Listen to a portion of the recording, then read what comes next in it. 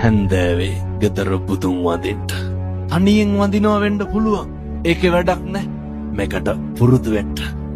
බුදුන් වදින්ට කහට කෝප්පයක් ගිලන් පසට තියලා බුදුන් වදින්ට. මම මේ හරි සරල ක්‍රම ටිකක් කියන්න. හරියට මිනිස්සු මට පින් දෙනවා හාමුදුරුවනේ. රුපියලක්වත් පියදම් වෙන්නේ නැතුව අපේ ගෙදර හරි සනසීමෙන් අපි ඉන්නවා.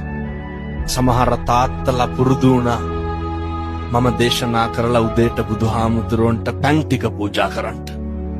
දැන් තාත්තා කියනවා හරි සතුටුයි.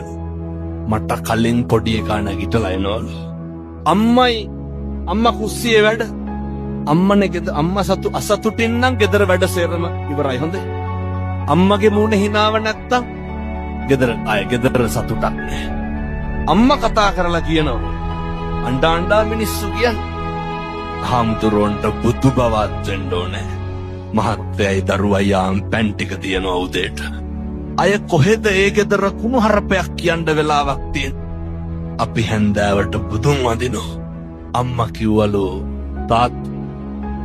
තමුසෙට පොණ්ඩ මෝන්නම් යනවා කිව්වලු.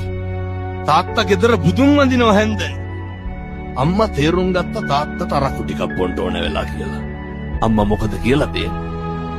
පොණ්ඩ මෝන්නම් යනවා. අම්මා කියනවා වෙනද හාමුදුරුවනේ මට මතක් වෙනකොටත් අප්පිරියයි. බලන්න එකිනෙකා තේරුම් ගන්න විදිහ. ඇයි? ආදරේ විතරයි අන්තිමේට ඉතුරු වෙන්නේ.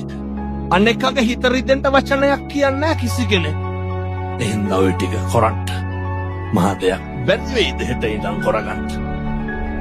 බැරිකමද නොකරනකමද? ඔක අපි කරමු. කිරි ඉතුරුව වගේ හරියයි ගෙවල් වලට.